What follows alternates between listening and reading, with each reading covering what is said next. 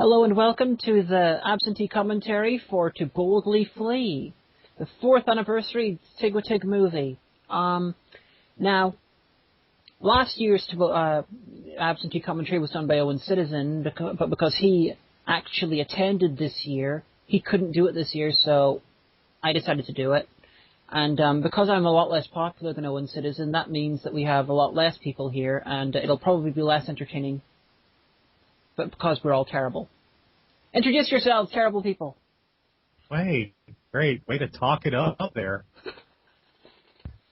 I don't know if I want to do this anymore.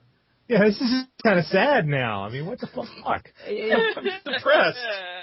Just like it fits the tone of the visuals. Hey, we're all the people who suck, so listen to us. What the fuck, man? Yes, but you also have names. I'm Nash. And I'm apparently Quatoria no from one Bunny and else. Demoversi. Well, okay, that leaves me. I am Dodge from Zion, for those of you who have no idea who the hell I am, and that's probably a good deal of you. I run the That Guy with the Glasses anniversary specials communities every single year, and I coordinate the Twitter trending efforts, and you may have also seen a couple of my posters promoting these on DeviantArt. But that said, I am not technically affiliated with Channel Awesome. I just bust my hump for them out of love for the site, so there you go. Shit, you sound a lot more impressive than we do. I don't know if I've got a lot more to prove than you guys do. I don't know if it came over like that on the actual recording, but to me it's Quatoria, you and Nash sort of talked over each other, so if you could introduce yourself again. Not Nash, Quatoria. I'm Quatoria from Blistered Thumbs. Yes, we have someone from Blistered Thumbs. We have all the websites here. Now we're going to basically talk about it, try not to bitch too much about the fact that we weren't involved, and, well, sort of involved, two of us. And try not to cry at the inevitable death of, I don't know, who dies? Someone dies in this. My favorite character ever dies. Oh, Beast from Beauty and the Beast. I was going to say my hopes and dreams. Behold, an anus in space. It's very apt for Doug's title. Doug's name over it. But yeah, part 8 was never easy for me, but we'll get to that when we get to part 8. Lens Flare, the movie. Part after, well, not as much as Star Trek, though. And there's my boss right there. J.J. Abrams has fucking ruined everything with movies. Even this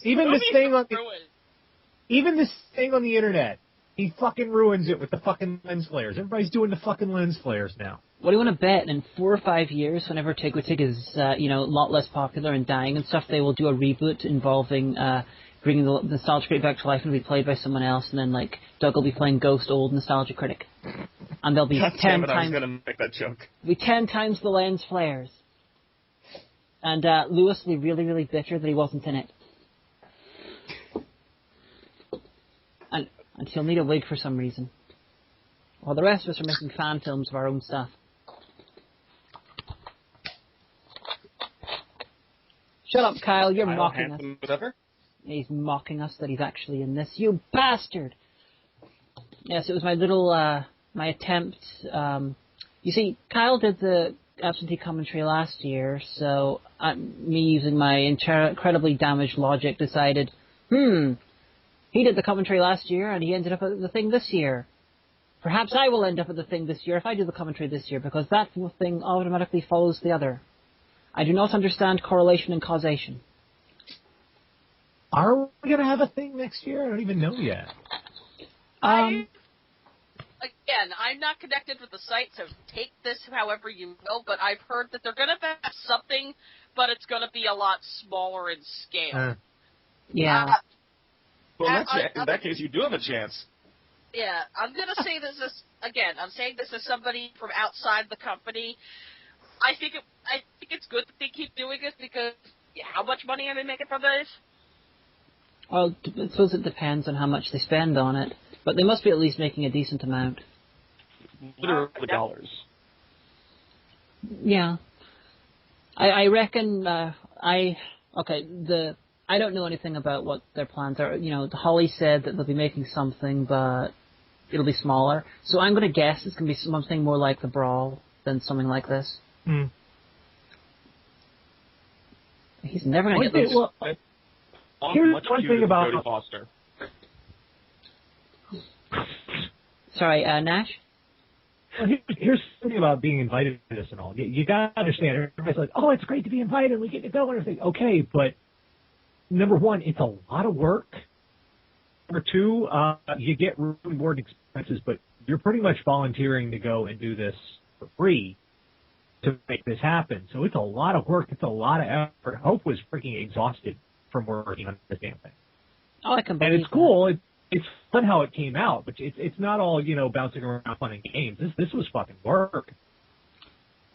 Yeah, that's understandable. But also, I don't know, for the people who go there who are less well known, like Sad Panda, Hope, Owen, it's probably good, any crossovers they can do, it'll get them more exposure. And the film itself is more exposure.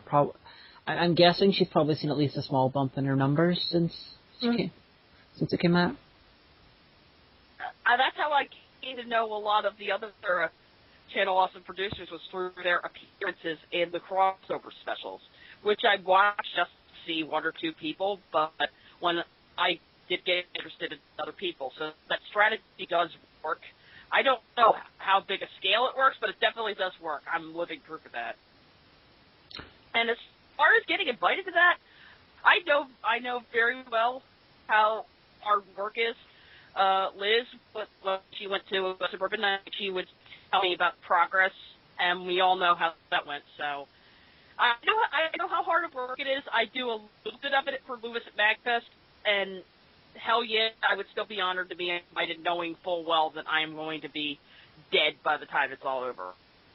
I do it in a heartbeat without even thinking. So hey everybody, it's the Critic.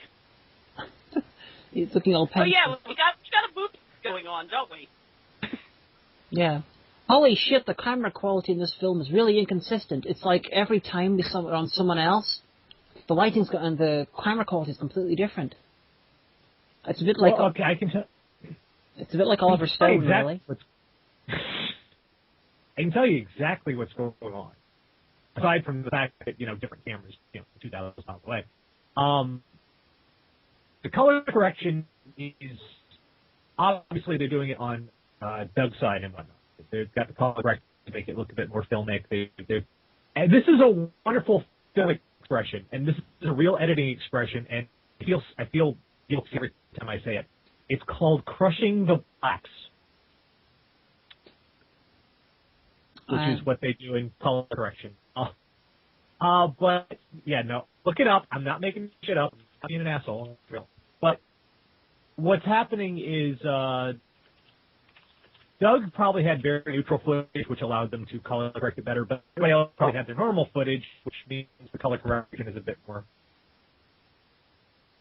So, okay, I use a lot of post-production color correcting in my videos, and I've never come across the term crushing the blacks.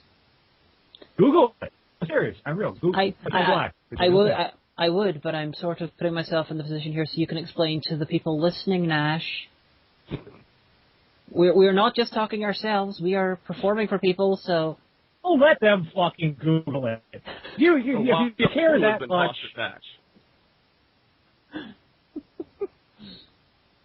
It's more effective. I'm sure I saw someone on Something Awful who thought that old guy was Rob in makeup. Oh, okay. Go. I'm sure someone on Something Awful thought that. I'm sure I remember reading that. I could be wrong.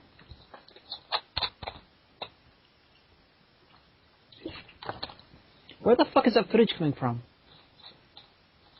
Plot hole. Well, it says right up there in the corner. File.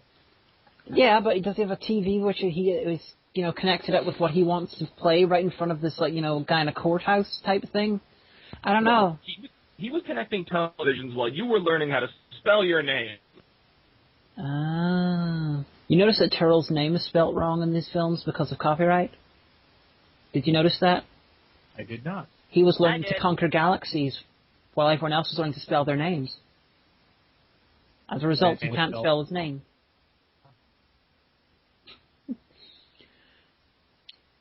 Here's something that bugged me all through the whole fucking thing. Could they not get like a piece of electrical tape and put it on the logo, on the gloves? Please. Just put a little electric cover, it's done. But no, I keep seeing it. I'm like, what brand is that? Where did he get those in space? What space brand is that? I'm more annoyed by the metal things in the hair. I honestly kind of like the idea that Turl just stopped into a Foot Locker to pick up a pair of gloves before he went to the Supreme Court. Oh, it's not the Supreme Court. Okay. And, okay, whenever you saw the trailers, how many of you thought Jim Trocken was Ashens? I don't know. Oh, apparently just me then. I I'm embarrassed now. Beyond the capacity for rational thought. What? You think all white people look alike? Yeah. Well, you kind of do. Yeah, see? See, Linkara is agreeing with you. Shit, that doesn't work. I'm not seeing you. Damn it! What, you think all white people sound alike? Thank you. Good save. Yes, I do. And as Pushing Up Roses obviously agrees with me. Don't you, Pushing Up Roses? Yes. See, point made. Let's talk about the film. You notice these guys are very green tinted, a la The Matrix. Yeah. Now, I do the color correction in my videos, and I have a Final Cut Express, which isn't as in-depth color correction or subtle color correction as I could be in like a Final Cut Express Pro. I know Doug doesn't use Final Cut, but I'm guessing he's got a more advanced color correcting system than I do, because that's a lot more subtle than I can make it. Like I've used. Well, honestly. Mm-hmm. Well, I know Premiere has got a built-in three-way color corrector that I use. It's part of the software, and it takes a while to get it configured. It's not like, easy, but once you get it done, it's pretty decent. Yeah, I've got a two-way color corrector, while I've used three-way on Final Cut Pro when I was at university, but that's why my in is a little less subtle than it might otherwise be. That's me not giving a shit.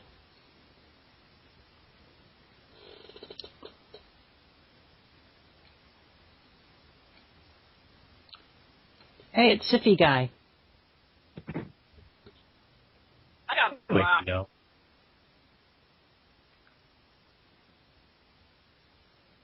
Oh, You're no, going to be in New York with Just step. Shit, am I having a heart attack? Maybe. Holy shit.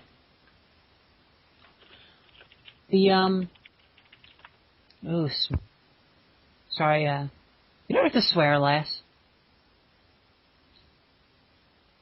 Well, fuck, okay. Fuck. Yeah. Fuck. There you go. Yeah, sure, Dodger. That's pretty much how I make my living.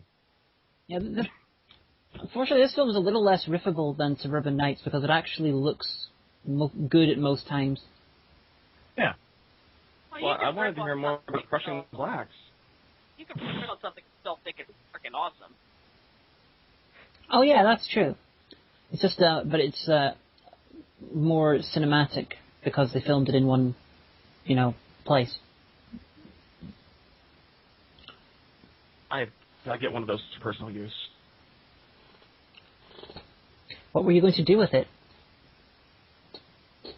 Nothing?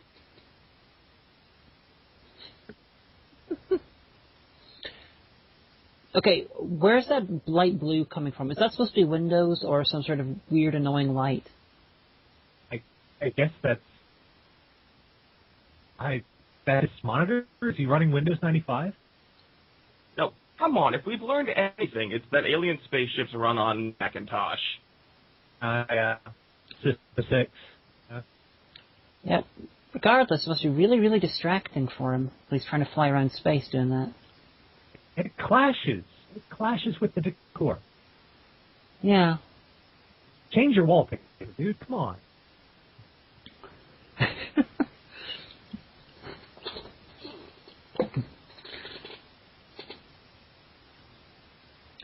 Hmm. So, yeah? Yeah, Dodger? Oh no, I was just making a joke. Also, the Coolio trick-or-treating Jack Sparrow line was probably one of the most quoted things among my friends when I showed them this. Also, careful note there, if you pay attention, you can see exactly what alarm company Doug uses. And if so, you get the diagrams, and you will know how to circumvent the alarms in Doug's house. So there you go. Phone for you. Oh, so you'll talk about that. Dr. Gibson Nash. You'll talk about that, but you won't explain what crushing the blacks is. Okay, crushing the blacks is you darken the black areas of the picture to make it look like there's deeper contrast and detail in the shadows and whatnot. It's a way to cheat and get a film look if you didn't shoot it very well to begin with. Oh, that's what I do. I do that anyway. Yeah. God, after all that build-up, I'm so... Well, then you crush the black on a regular basis. Yeah, and that sounds much dodgier when it's said by someone from the South. It does. I'm not touching that line. Love his all year round Christmas lights. Every day is Christmas at Doug's house. Also, why is there "Please stand by" on his monitor? Just leave it there I like think that could be a screensaver. And okay, how did Spoonie, while insane, get to Chicago? It's Plot hole. Plot hole. Bottle. Bottle. I mean, Plot hole. let's see. Bottle. Okay. It's best if you don't question the plot hole. Okay, fine. Yeah. Where's that yellow light coming from? God damn it, they're not going to kiss. Christmas lights. One of them's blue, one of them's yellow. It's Christmas lights. But they're on the other side of the room, and it's not on Doug. They're magical Christmas lights. We don't have to explain them. Oh, homoeroticism, yay. Of course. The treehouse loved that, I'm sure. All right, I'm liking this now. The treehouse loves absolutely everything. It's their Oh, hey, thing. boss, how are you doing? Huh. An idea. It was I'm guessing that was filmed by Snowflame, probably. That came out wrong. Hey, Paul, what sort of a guy has dedicated coat hangers for their hats? He does. Also, this movie is telling me who is behind the curve technology-wise. Everybody's got a flip phone. It's making me sad. Yeah. No, 2012. I know why Lewis has one of those, and it's because he's stubborn. He's stubborn, and he just doesn't want a smartphone. He's told me as much, and I break his stones for it every MagFest. So It's not because it reminds him of Star Trek? well, it's part that and part he's stubborn. My phone is even less advanced than Lewis's. Mine's not even a flip phone. When the fuck did this happen? I have missed this part. I saw the original, the rough cut before it went up, and that wasn't in it, and I totally missed that shootings thing in the full version. I don't know how. I don't pay attention to stuff. Why did I say shuff instead of stuff? I'm stupid. I don't know. Land shark much?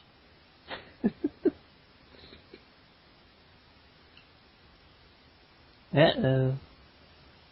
Given his cast of characters, you'd think he'd get better at recognizing his own voice on the other side of a door. And did you notice in that last shot, they forgot to... Okay, Lewis had his screen greened for Doug to add anything he wanted in there. And that last shot, they forgot to add anything there, so he just has a green screen colored monitor in the background. Because that was where they put in the Minneapolis shooting stuff. Ooh, Post-production whoopsie. fuck up. Post-production Nice catch. fuck up. Post-production. Whoopsie! There's Nella and Lisa. Hi, Nella. I get to see Nella again. Nella's like one of my favorite people in the world. I can't wait to see them again either. I still owe Nella so much for letting me and Liz stay at her place for a couple of nights. I need to get her a TARDIS cookie jar or something similarly awesome. Nella is the best thing. She is. We all love Nella. I want to know who. Okay, I always knew that Doug has a thing for masks, but why are some of them much bigger than others? Were they designed for midgets and giants? And oh, there's my minions. Is the They got like economy a so side bad job. that even your minions have to take second jobs? I know, right? What the fuck? I don't know what the in-story explanation for it, but the in-story explanation in my part is that I lent the film production to boldly flee some minions in exchange for naked photographs of one nostalgia chick, which were not given. But then I killed Doug. This is in my continuity anyway. Wait, does that mean your minions have more screen time than you do? Yep. Oh, ouch! Fucking hell! My Kyle's copy of Cockhammer, which I gave to him, has more screen time than me because it's in the back of his shot when he talks to them later on. Oh, that reminds me. I do have a contribution to this film that not a lot of people know about, and I can actually thank one of the art monkeys for it. But when we get to part 7, I will point it out. You tease. Oh, it'll be worth it.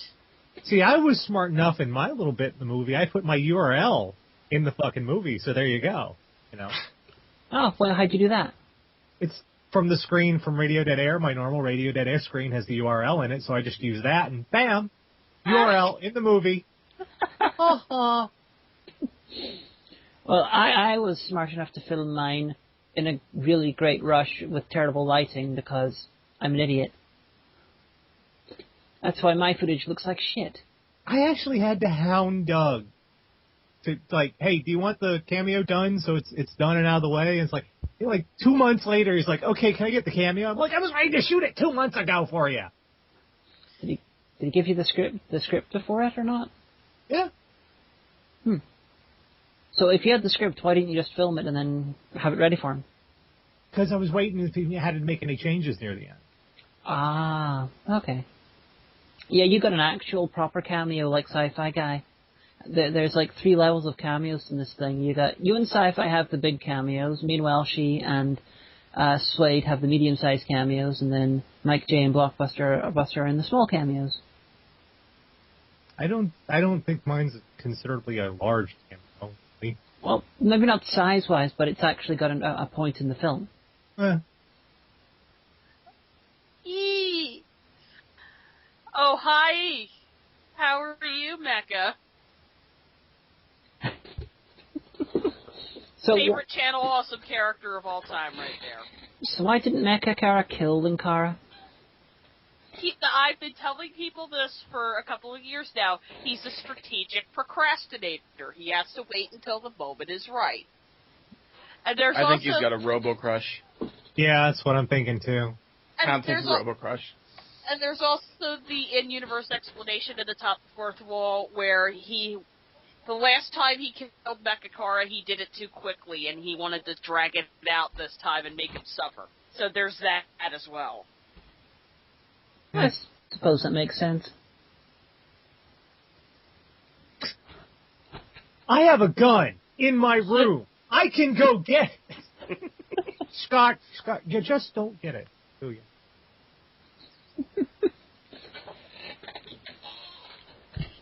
Yeah, it's I suppose from a character point of view that wants to hurt him more makes sense. But if it was me, Linkara would have been dead. Double tap, man. Yeah.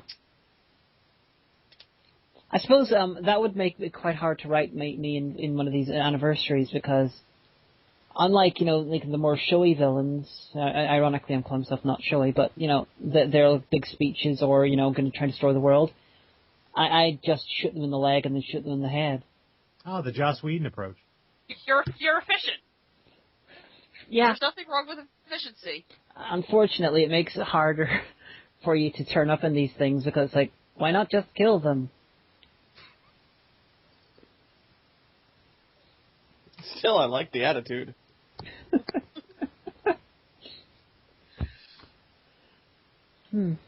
So, why is The Last Angry Geek called The Last Angry Geek? Because there's many angry geeks around, and he gets killed in this, so he's therefore definitely not the last. Oh. That's why I didn't go with it. Why I didn't go with a title. Magic. Instead, I'm known as the what the fuck guy, so I probably should have seen that. That's true. That's not true. You're known as Chubby Jesus. Yeah, that's that. Yeah. Oh, I want you to play. I want you to play Jesus again in one of my upcoming episodes. You know, that's the thing. If this whole internet thing falls through, I've got a real career ahead of me playing Jesus, I guess. You do. Activity scenes everywhere calling for you, man. I know. You live in the perfect part of the country to do that sort of thing, too. Huh? Nash I don't know Blizzard. whether that's awesome. I don't know whether that's awesome or scary, or both. Do they like have like Jesus impersonators for parties and stuff? I don't know. Probably not, but you could be like a still life model for paintings of Jesus by crap painters, or like like Touchdown Jesus. You could be the model for that. Yeah. Nash Blizzard appearing in lots and lots of terrible art. That'll steal your immortality. Okay. The space bit here, that's actually really clever. That's a 2D picture that either they're using frame blend with it twice, once over the side of the other to make it look like it's three-dimensional, or they're actually cutting parts of the film out and drawing it forward to make it look 3D. Anyway, that was a really nice little subtle effect. Sorry. Yeah, it was quite well done.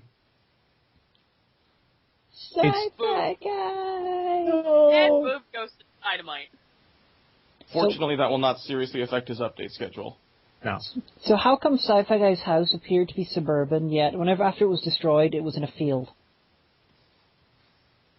Bottle. Oh my god, Wow. should I not be taking pot shots at anybody's update schedule? I'm sorry, Sci-Fi Guy. Yeah, your update schedule's so bad that no one listening to this even knows who you are.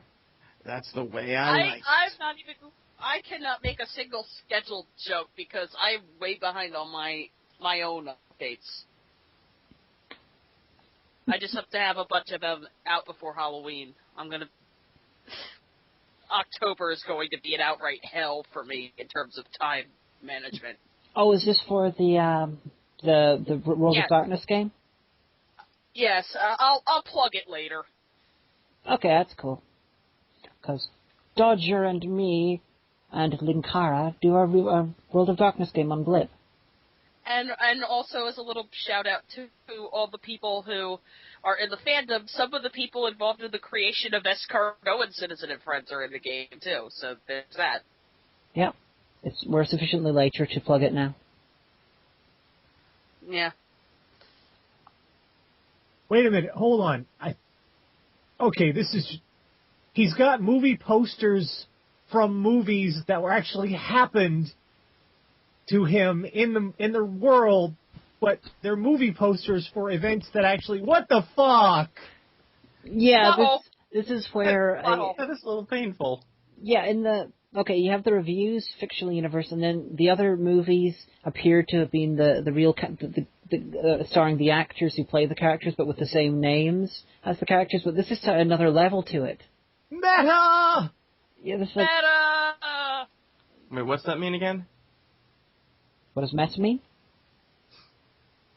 Metafictional. No, never mind. Fictional within fiction. And then they've got the thing with the writer. Then they've got the writer thing. So this is going to be like 4 levels of reality. This is four levels of urinating on the fourth wall. My mind. Well, You're welcome. Well, the fourth wall is where bad comics burn, so therefore urinating on it will just put the fire out. It's a fire hazard. It's a public service. Although I don't know if Lewis would appreciate that. I'll have to ask him whenever he wakes his ass up. He can wear a rain jacket. This is the one problem that I've had with HD and that everyone else appears to be having too. Shaving. Shaving? No matter how closely I shave, I could get down there pressing the fucking razor into my cheek. You still get stubble, no matter what you do. Yep. HD is awful for that. Well, that just goes to show you the projection power of the image, though. Although Luke doesn't seem to have that problem for some reason. I I can't imagine why. Because he's Canadian, clearly. No. Luke is clearly roses in disguise. I can say from first-hand experience, he's very cuddly. Who the fuck is using a monochrome monitor in 2012? You fucking hacks. Aren't they on DOS? I don't think those are real doctors. Well, yes, I think they're actually people who appear in internet videos in New York. Can you get a doctorate in that? Probably, yeah. Probably, yes. Yeah. We could start an online college after this whole reviewing thing ends, guys. Fuck that. Go to a liberal arts college. You can get a degree in advanced masturbation. Hell, most degrees already are advanced masturbation. Can I get the name of your school? I want to declare myself Doctor in Bennett the Sageology. No idea why. I think it'll be funny. You know, it wasn't until Romeo and Juliet came out in this review, and you know, which was filmed at the same time as this, that I realized, you know, how tall Brad was. For some reason, in like Kikassia, okay, he's always sitting down in his own reviews, yeah. And in Kikassia and Suburban Nights, I don't know, maybe it was the way he shot him, but I thought he was going to be like 6'1", 6'2", or something. Nope. But then when I saw him standing beside Kyle, it was like, holy shit, what happened to the bottom half of his body? I am never going to meet Brad. I've pretty much resigned myself to that fact. Brad's kind of got like a Wolverine build, is how it works. Yeah. It's like, I'm used to it now, but at the time it was like, wow. I must watch Kikassia again to see if I just missed it. But then again, I can't really talk about you know, odd height things. Apart from Handsome Tom, I'm probably the tallest person on the site. I'm pretty ginormous too. I'm taller than you, Nash. Yeah. My size is mainly in my girth. I'm about 5'8". 5'8", about 200 something. 5'8" in your girth? That is impressive. It is kind of, yeah. It is kind of weird when you get us all together and we all have different assumptions about each other's heights, and then you put us together and it's like the whole world looks wrong. Yeah, based on angles and stuff. The amount of people who are surprised, you know, I'm like 6'2", so. And, People are like, People just I don't know about you guys, but I find it so much weirder when we're all naked together. It's just, then it gets almost creepy. You were the only one naked. You were just tripping.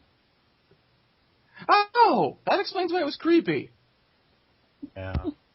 So, how tall are you, Nash? Because I seem to recall you were a little 6'1". bit... Yeah, you were slightly shorter than me. Yeah. So... I'm 6'1" with my shoes. Gotta find out how tall Handsome Tom is, because I totally... if I end up on one of these anniversary videos, it'll be hilarious, because everyone else is average size, and then suddenly, giant! Tom's bigger than me, and I'm 6'5". Okay. Oh, holy shit. I thought 6 foot was... I thought 6 foot was average, and everybody's like shorter, and I'm like, what the fuck is going on? For guys, isn't 5'10" the average? I don't know. I thought 6 foot was the average. Maybe where you live. Oh Now I feel like... Uva Bowl is playing with the light switch again. I feel like... I am disappointed in the community that so few people made that joke. To be fair, I've only seen one Uwe Ball film. And that was the House of the Dead, because I was doing a crossover for it with He's an Evil Genius. Wasn't so much as a reference to the movie as it was to Doug's review of Alone in the Dark. Yes, I did see that.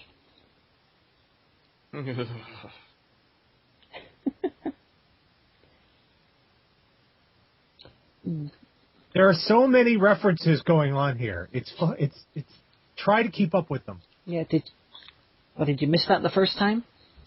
Well, no, it's just okay. Not only do we have the reading his mind thing, plus they add in the 2010 and all that stuff. It's weird. So many references. You need a scorecard. Ghostbusters, Star Wars, Star Trek. It's an entire movie constructed from other movies. Well, no, honestly, this is a weird thing about geeks. It's I come to regard it as the Darmok Angelad Tanagra phenomena. We all speak in these universally understood moments from other films. Like, for example, if I said, "What did you do, Ray?"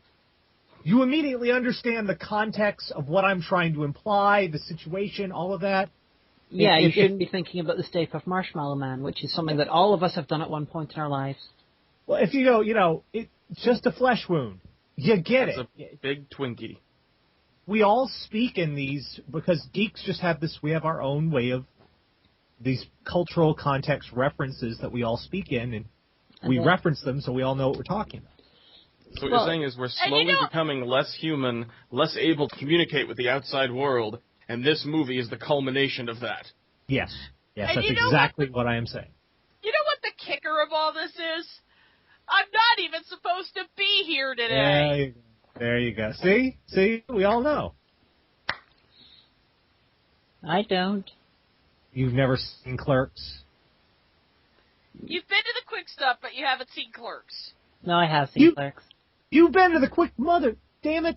Yeah, Nash. April, meet Omega, met up with Dodger at Trauma Dance, hung out with Lloyd Kaufman, met James Gunn and the guy who directed House of Evil, met Toxic Avenger, got autographs, went to the Quick Stop. It was epic.